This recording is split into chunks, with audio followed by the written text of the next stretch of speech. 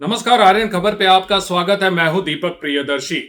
SIR के मुद्दे पर बिहार में घमासान मचा है। न सिर्फ बिहार में बल्कि विधानसभा से लेकर संसद में इस पर घमासान मचा है। मॉनसून सत्र चला, लेकिन एसआईआर का मुद्दा ऐसा रहा जिसमें मॉनसून सत्र चल नहीं पाया।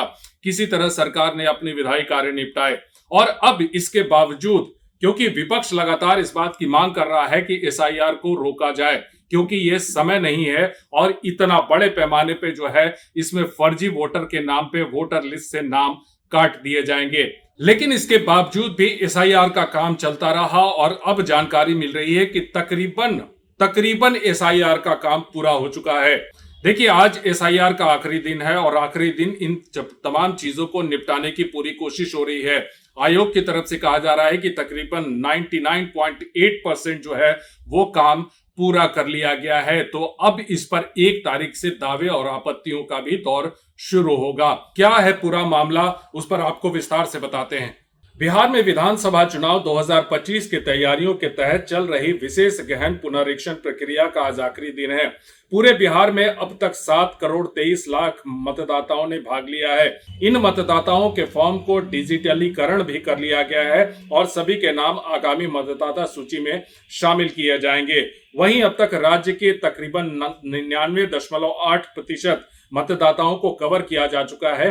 बचे हुए मतदाताओं के फॉर्म और बीएलओ के रिपोर्ट का डिजिटलीकरण कार्य भी 1 अगस्त 2025 तक पूरा कर लिया जाएगा।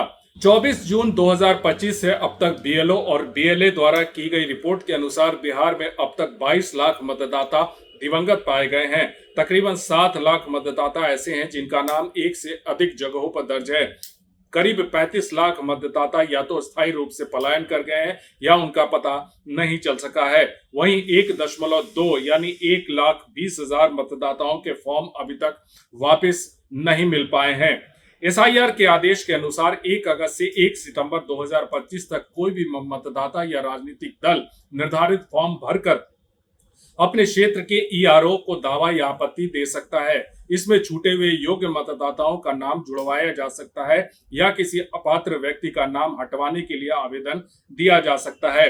देखिए, राजनीतिक दलों ने इस पर कई आपत्ति दर्ज की थी, जिस पर तमाम राजनीतिक दलों के साथ जो है वो सूची को जारी करने की भी प्रक्रिया शुरू हो गई है।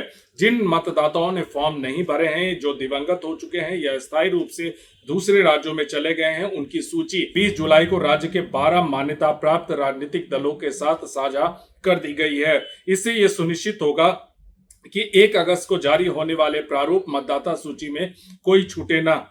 देखिए, जो 12 राजनीतिक दल शामिल हैं उसमें Bahujan Samaj party, BJP, Congress, RJD, JDU, CPIML, CPIM, NCP, LJP Ramvilas, राष्ट्रीय लोक समता पार्टी, राष्ट्रीय लोक जनशक्ति पार्टी और आम आदमी पार्टी। देखिए, जितने भी मतदाता के नाम लिस्ट से हटाए गए उनकी सूची तमाम पॉलिटिकल पार्टीज को दे दी गई है। अब पॉलिटिकल पार्टी इस पर रिव्यू करके दावा या आपत्ति दर्ज करेगी कि क्या ये सही है या नहीं है।